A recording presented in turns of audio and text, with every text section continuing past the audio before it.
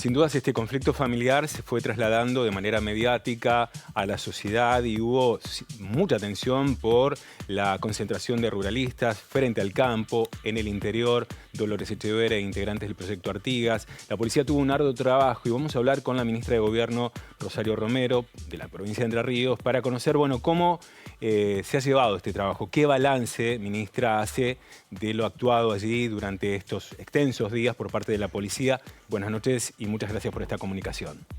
Buenas noches, un saludo a todo el equipo del canal. Muy amable. En verdad, incluso por la cobertura periodística que ustedes hicieron, que yo creo que fue importante y muy medida, muy mesurada. Hemos hecho una labor de colaboración con la justicia, porque desde un comienzo el conflicto era un conflicto familiar que había sido llevado a los estrados judiciales en diversas oportunidades. No es la primera oportunidad que existe una discusión judicial de los Echeverría, sino que eso ya se ha dado en Paraná, se ha dado en otros estrados judiciales. Cuando tomamos noticia del conflicto, ya había actuación del Juzgado de Garantías de la Paz y de la Fiscalía. ¿Qué hace la policía? ¿Qué hace el Poder Ejecutivo en ese caso? Es auxiliar del Poder Judicial. Estábamos atentos a las instrucciones que fiscales y juez de garantía dieran.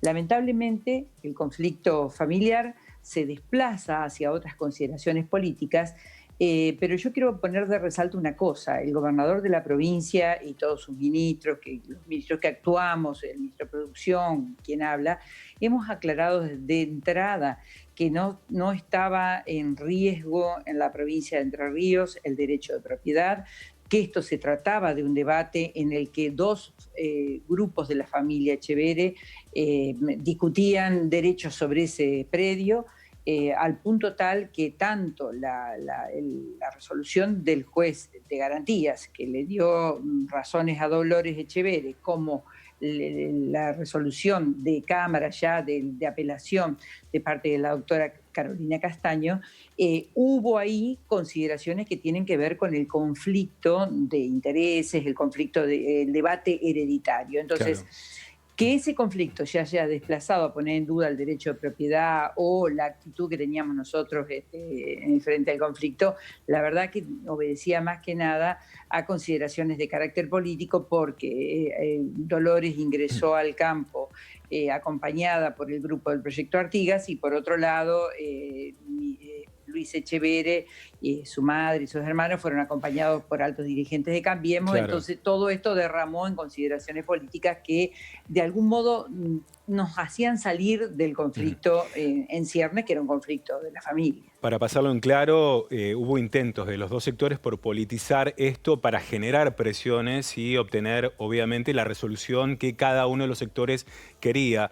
¿Cómo fue trabajar en este punto, donde además estaba todo muy mediatizado, donde la opinión pública también entra en juego, y lograr ese equilibrio donde, el Estado no tiene que entrar en esta politización, ser herramienta de auxiliar de la justicia por parte, obviamente, de las fuerzas policiales? ¿Cómo ha sido? Porque me imagino que no ha sido nada fácil para ustedes como funcionarios públicos buscar ese equilibrio o punto medio, y tampoco para los policías que estaban en el lugar muchas horas, insultados, denunciados.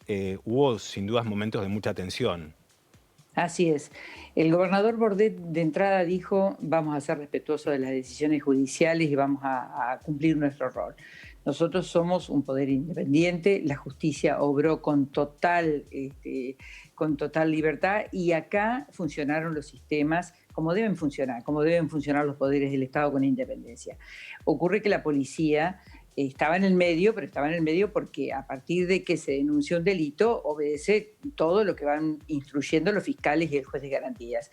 La policía recibía reproches de quienes estaban afuera del campo, diciendo que el campo había sido intrusado, que había sido usurpado, y de los que estaban adentro, porque los que estaban adentro le decían a la policía, claro, que protegían a los ruralistas que estaban afuera o a los Echeverría. ¿Y cuál fue el momento de mayor tensión?